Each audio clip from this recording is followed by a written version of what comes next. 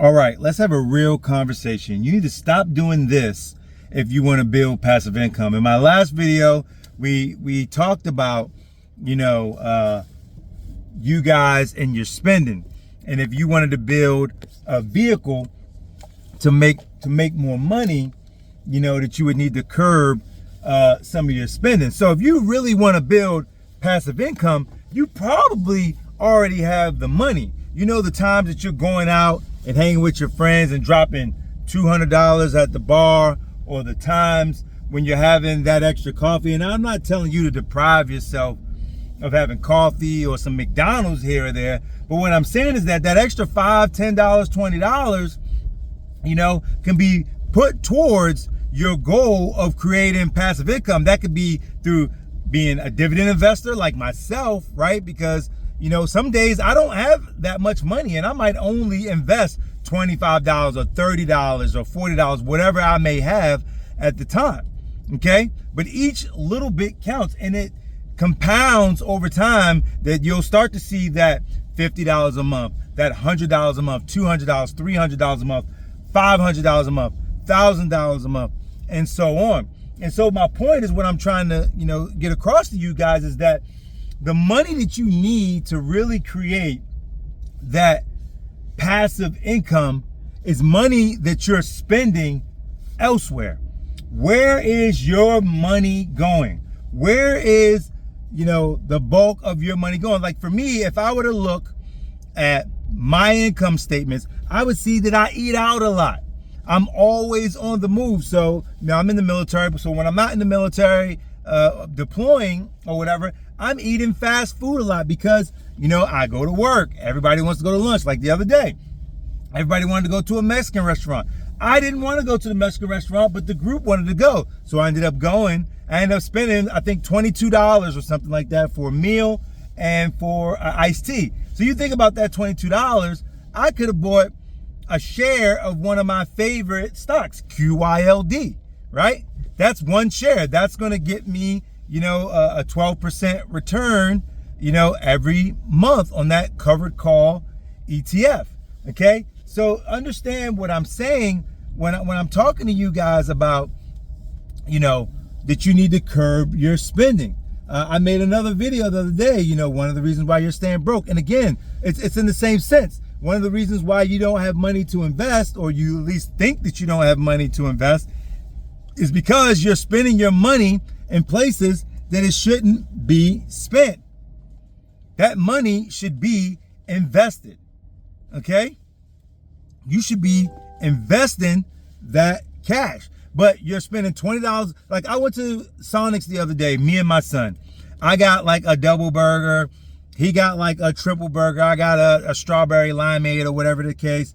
And when I got the bill, it was $29. $29 for two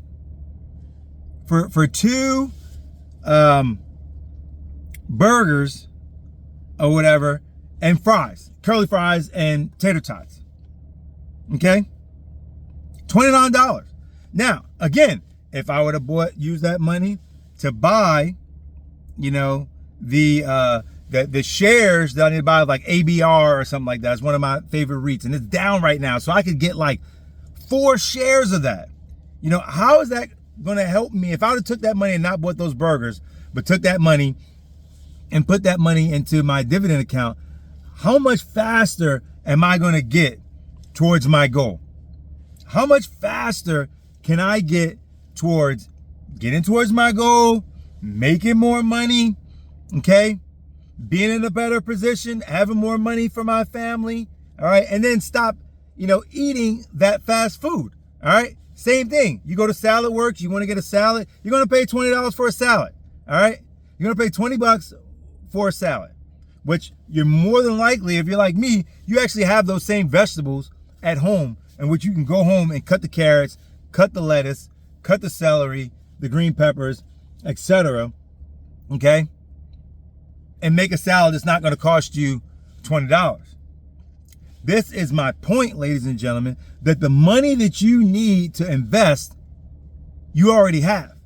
It's that you're spending it in a place that it shouldn't be spent. Whereas though you should be investing it into more and more stocks. And that's the thing, right? Like I talked to somebody today, I was mentoring the person, and all the person wanted to talk about was buying an AMG or buying more clothes, buying more designer, buying more things that the person didn't need. And what I was trying to tell the individuals, like, hey, if you take that same $2,000 you're going to use to buy designer, you can put it into a vehicle, i.e., you know, dividend stocks, side hustle, a business, whatever, all right? And that business, that side hustle, or those dividend stocks can pay for the designer, can pay for your toys, these trips. Like people want to talk about going on trips and going on cruises and all those things. If you put your money in investments, those investments can pay for those trips, can pay for that designer, can pay for the cars, whatever it is that you want. But you got to suffer for a little bit. And so this is the reason why a lot of people won't get to their goal, why they won't build a dividend portfolio, why they don't have money set to the side. It's not necessarily that they don't have the money. They do have the money because they're buying stuff. Even if they're buying stuff with a credit card, you could invest with a credit card if you really wanted to, whether through cash advance or taking money off your credit card. You could invest with a credit card if you want to. But most people won't do it, right? And this is why a lot of people stay broke, and why a lot of people, you know, don't have investment accounts and they don't create passive income, all right? And that's the end of the video.